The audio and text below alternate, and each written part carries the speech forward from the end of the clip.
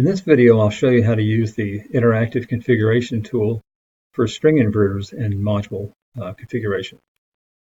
The first thing you want to do, you open up to the Design 1 tab, and you'll look at the drop-down menu. We have more than likely all the modules that you will need in this database. So you would select from the drop-down, find the module of your selection that you can get from your distributor.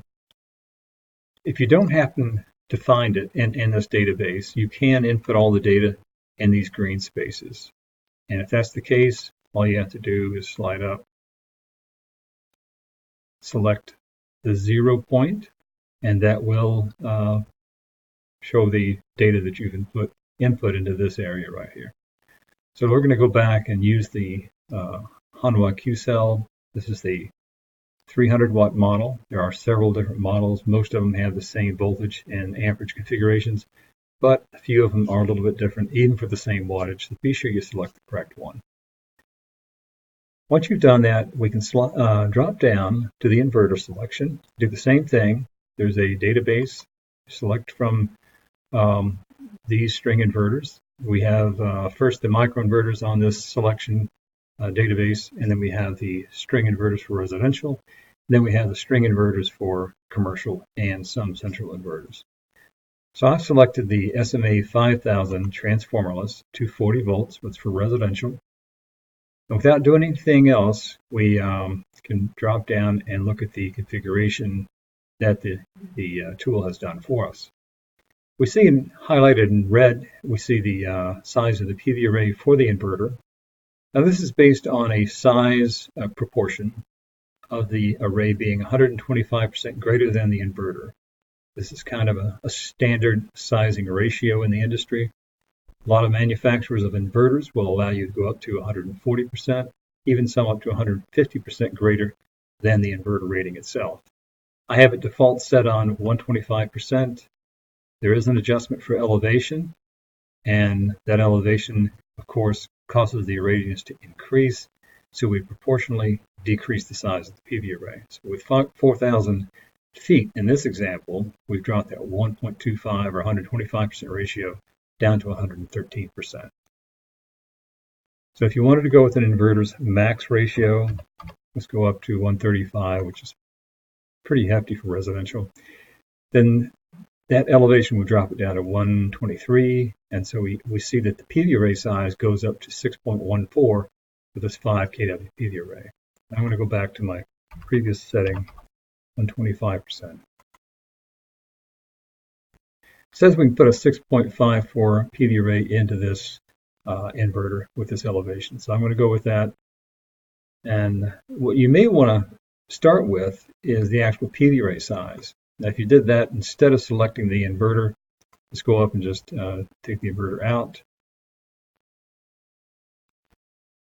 And let's say we wanted a 6 kW PV array.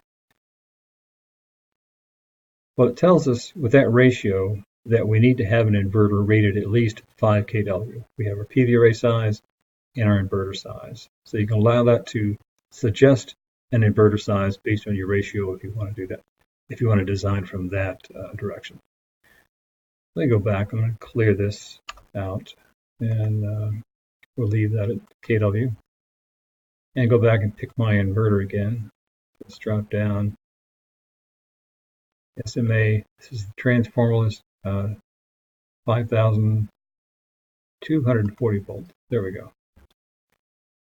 So we have the design laid out for us. It says we can have up to 13 in series, and this is based on some temperature parameters. We have -10 as the mean coldest temperature. We have 35 degrees as the max mean. This was taken from the ASHRAE tables. You can click on this embedded PDF, and it'll open up the, pull that in here.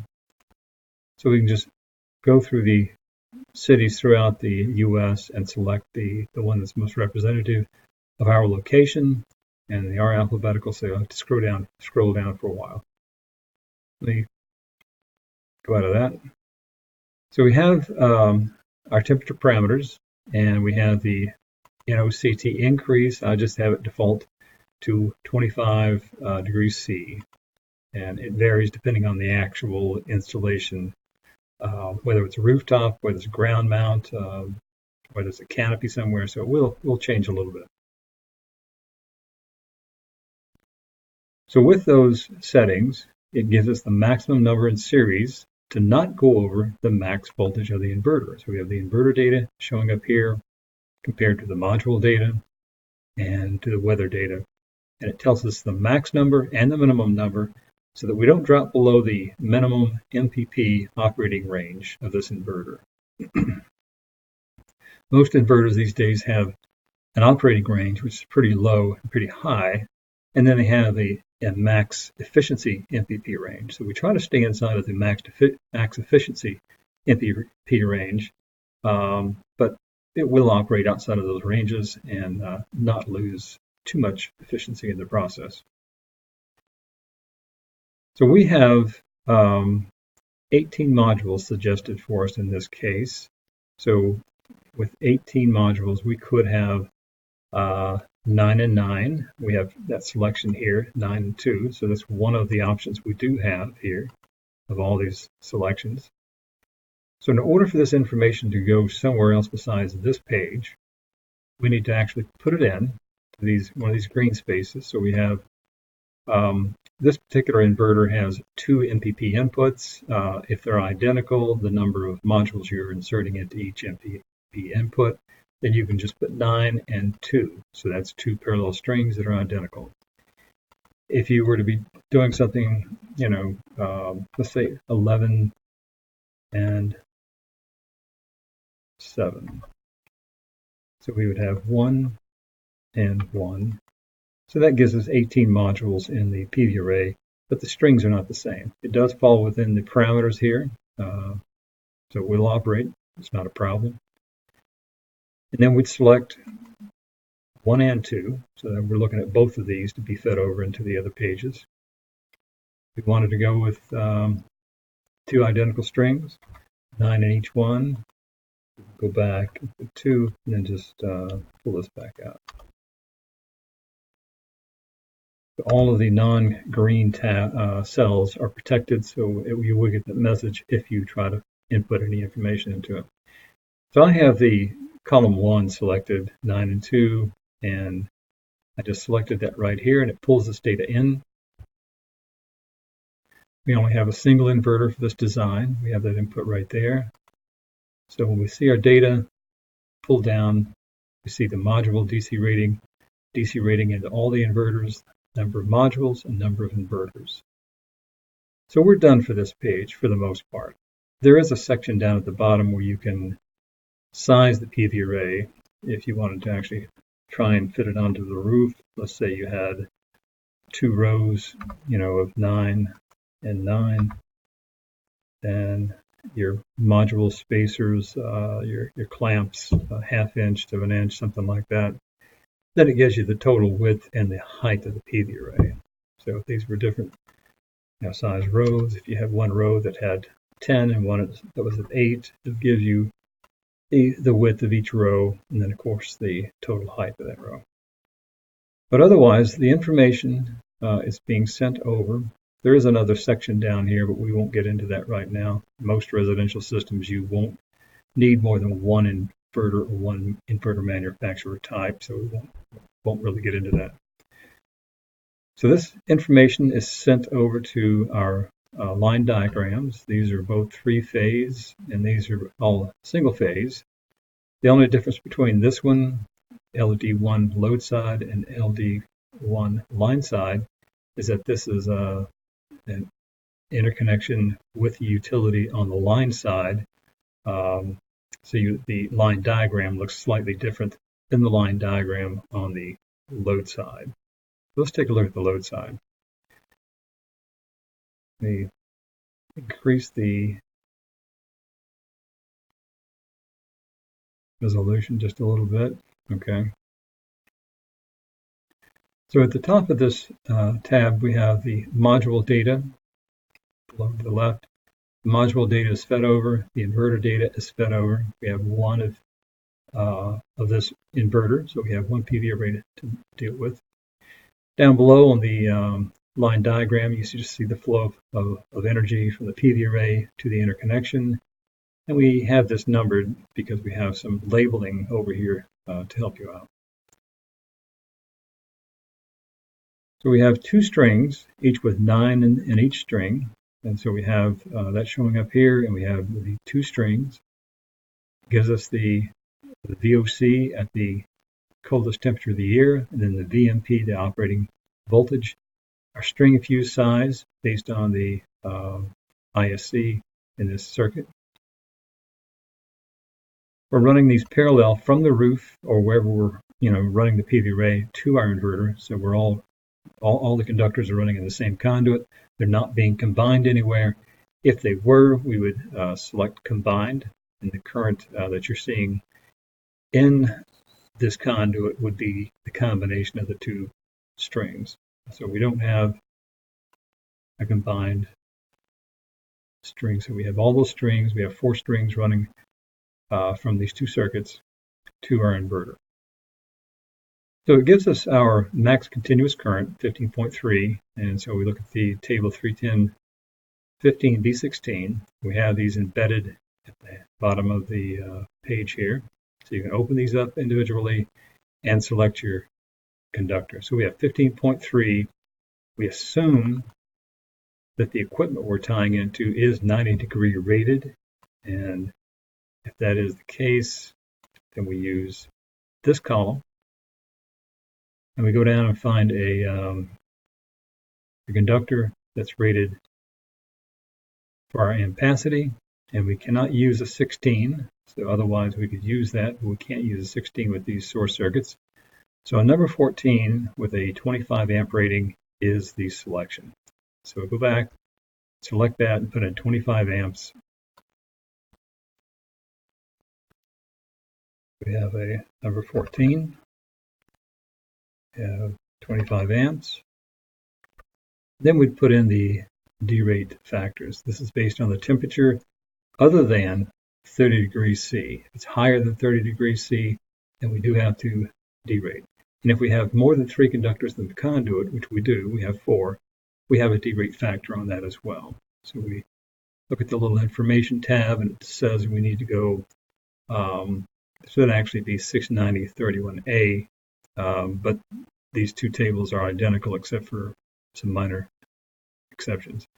Let's open this up. We have 35 degrees C as the max temperature for this location. And this table, we go down to, we look in the 90-degree column here, go down to 35 degrees C, which is right there. And 0.96 is our derate factor. We multiply that by another derate factor because we have more than 3 conductors in a conduit. So let's open that derate factor up, and here we have it. You can memorize these things. You don't have to open them up every time. Some of these occur quite often. 4 to 6 conductors in a conduit, 80% derate factor. So 0.96 times 0.8 is 0.768. So we would put 0.768 in that derate factor, and it derates the conductor 25 amps down to 19, but it only has to be greater than the 12.2 that we found here, so we're okay. In the ohms per 1,000 feet, we look in table 9.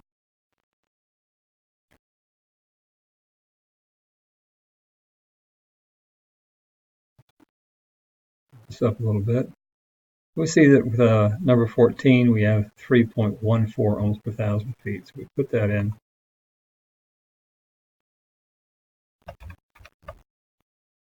And our conductor length, and in this case, I think it was 70 feet, if I remember correctly. So we have 1.4% voltage drop, which is very acceptable. Then the next thing we go down to is the grounding conductor. So we have 4 conductors running this conduit, so we have a maximum current for the overcurrent device, hypothetical, would be 30 amps. So we go to the 251.22, open this up, And for a 30 amp overcurrent device, a number 10 conductor is required. So we have that. We put 10 right there. Shows up green since it's a grounding conductor. Then we find the conduit size. And so we have how many conductors? We have 5. We have 4 of the number 14s and 1 number 10. So we'd go into the conduit sizing embedded here and find an appropriate conductor. So we have to use the wire type. We have to look at the wire type that we're using and the type of conduit. So here we have electrical metallic tubing, this EMT. If you're running it on the surface outside of the building, that would be appropriate. And if you were using a THHN, we had dropped down until we found that particular, here we go. And we have 14s and number 10s. So we have 1 number 10 and 4 number 14s. And it shows that we could put 5 number 10s into a half-inch conduit right there. So half-inch would be adequate. Maybe you could put 12 number 14s in there, and then you have 1 number 10. So I think we'd be safe with a half-inch conduit in this example. So that's it on the wiring for the DC side. We do the same thing for the AC side. With a max current for this inverter of 24 amps times 125% because it's 30 amps. And then we go again to 310/15B16. And we select a conductor that's rated for 30 amps. And then we size the grounding conductor and then go for the ohms per 1,000 feet, then conductor length so that we get our voltage drop. So rather than open up each one of those again, I'll give you a little shortcut here. Number 10 is rated for 30 amps, and the equipment grounding conductor would have to be also rated number 10, as we saw in the last example. And the ohms per 1,000 feet is 1.2. Then the conductor length, let's just say it's 20 feet, and that gives us a 0.5. So the total voltage drop is 1.4 plus 0.5, so it's under 2%. Overcurrent device will be 30 amps. Here are the overcurrent device increments. You can just hover there and look at those. And of course the conduit size, and as we saw before, we could have put 5 number 10 conductors. That would be a little bit tight, just depending on whether it's a straight pull or whether you have a couple of turns. So more than likely half-inch would be adequate, but you may want to go with a 3/4 if you got a bend or two. And that's it. That is the totality of designing with this system and sizing your wires. Slide over a little bit and see the label. All this labeling is not required. This one is the DC label. And it gives you the coldest day voltage and then the max current. That's the ISC times 125%. And then we'll have to have these labels on the source circuits coming in from the PV array. And the PV system disconnect, which goes on the AC disconnect, and then the rapid shutdown. And this, we didn't show a rapid shutdown device, but there would need to be one if you're on the 2014 or 2017 code.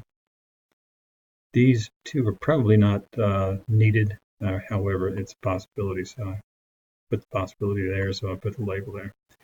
Then we have the AC disconnect, which we had a max current on the inverter label of 24 amps. And then the voltage is 240 volts. And we have a label by the meter that's indicated that we have more than one source of energy. And if we're back feeding on the load side, this would go next to the breaker feeding into that main panel. We can go back here and do a little bit of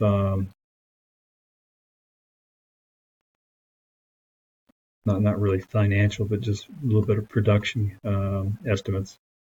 What we're doing is looking at the location, and we're looking at the sun hours, And we put those in there if it's different from what we have, and yours will be.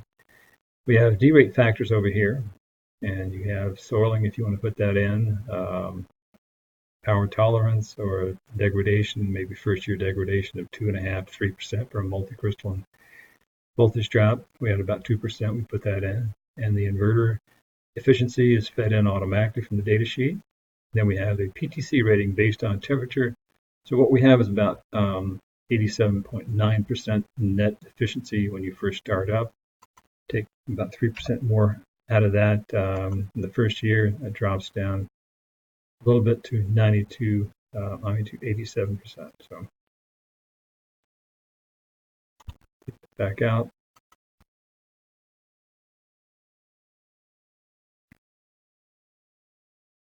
Then if you want to look at the projection of energy over time, we have a degradation of 0.5% per year as a default. You can change that 25 years as an analysis period.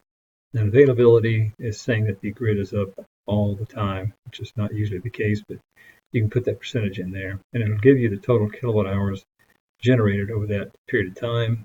And then you look at your net cost after incentives, and that'll give you your levelized cost of energy.